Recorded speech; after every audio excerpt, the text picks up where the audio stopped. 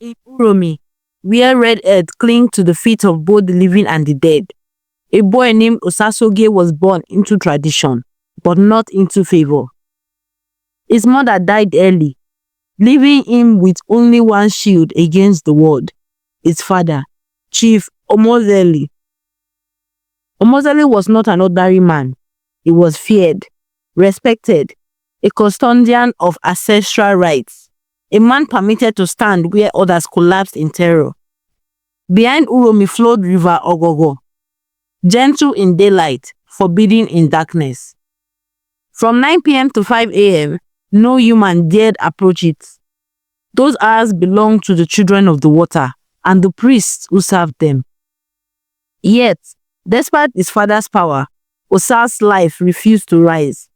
Business failed. Trading failed. Every attempt collapsed like wet mud. When he gained admission into a polytechnic in Auchi for his ND, hunger followed him like a shadow.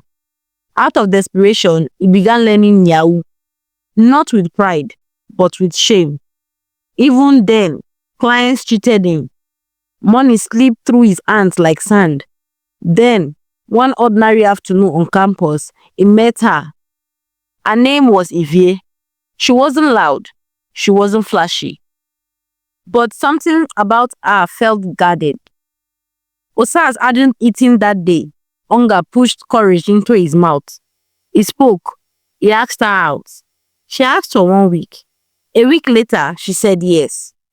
And Osas had nothing. And Ivie knew it.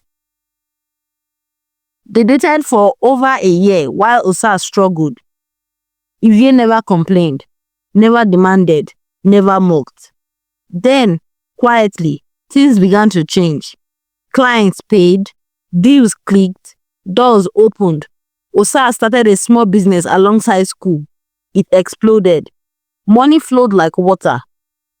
He moved apartments, bought a bike, bought lands, built hostels near school, sent money home constantly. Chief Omozeli was stunned. This was not ordinary wealth. Still, Osas kept secrets. He was building a mansion for his father back home, a surprise. When Osas asked Ivie to come home and meet his father, she refused. Her parents had warned her. A revelation had come. If she traveled, an accident would happen. So she stayed back. Weeks passed. Months passed. Then 2 full years passed. For 2 years, Ivie never stepped into Osas' village. Life moved forward. Osas finished ND, did IT, returned for HND. Ivie stayed.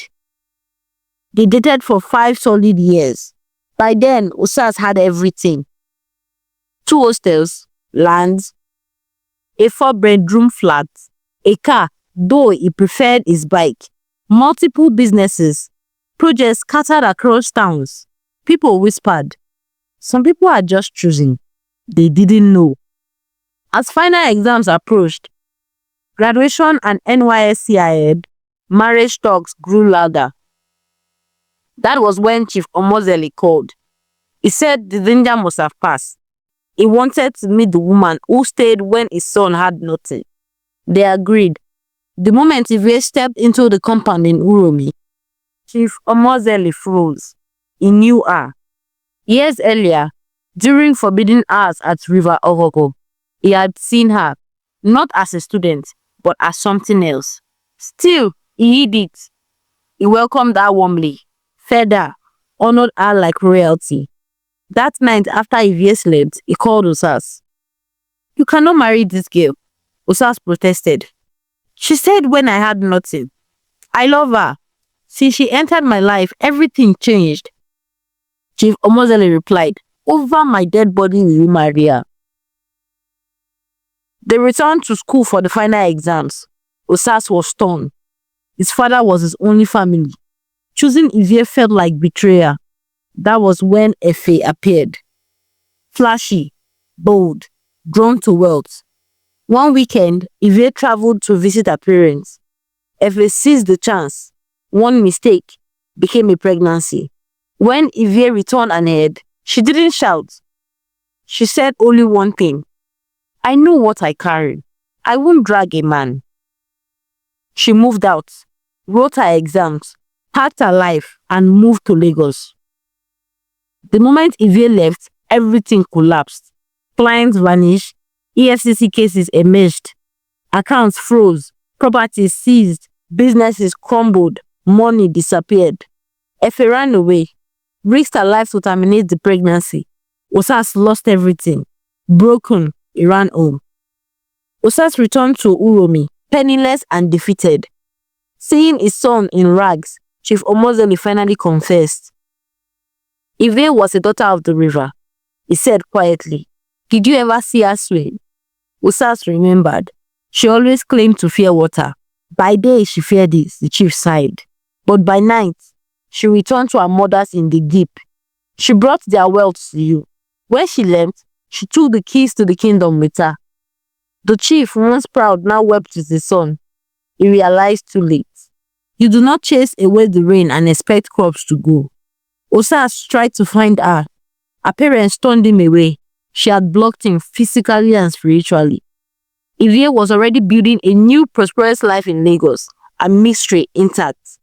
Today, Osasiogie still lives in the village, staring at the skeleton of an unfinished mansion, a reminder that some blessings once rejected never return. Moral of the story: not every helper comes with noise. Some come quietly, stay faithfully, and live silently with everything they brought. Thank you for listening to this tale. If you enjoyed this story, please remember to like the video, subscribe to the channel, and share it with someone who loves folk tales. I'd love to hear from you. Tell me in the comments who your favorite character was and why. Your support helps keep these stories alive. Until the next tale, stay curious, stay inspired.